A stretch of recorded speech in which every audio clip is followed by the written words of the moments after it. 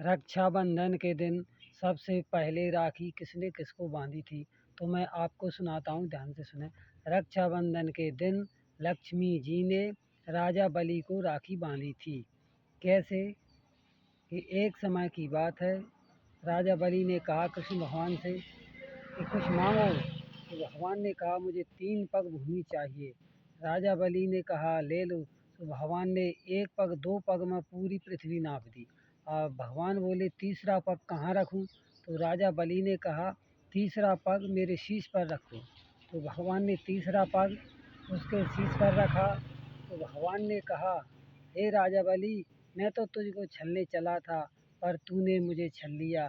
अब मांग क्या चाहिए तुझे? तो राजा बलि ने कहा हे भगवान, अगर मुझे देना चाहते हो तो मुझे आप स्वयं मेरे घर पर रहो, द्वारपाल बनो। तो फिर भगवान उसके द्वारपाल बन जाते हैं, वहाँ रहने लगते हैं। इधर लक्ष्मी जी निराश हो जाती हैं कि भगवान अभी तक नहीं आए। तो रक्षाबंधन का दिन आया, लक्ष्मी जी राखी लेकर राजा बलि के यहाँ चल देती हैं।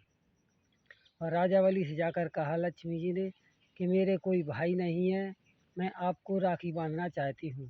तो राजा बलि ने कहा ले बहन, मेरी कलाई सुनिए, राखी बांध दो।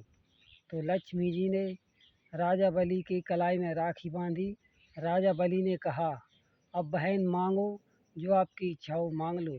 सो लक्ष्मी जी ने कहा ये तुम्हारा द्वारपाल है, इसको ही दे दो मुझे। जब राजा बलि समझ गया ये तो स्वयं लक्ष्मी जी हैं। इसी समय से यह त्यौहार मनाया जाता है।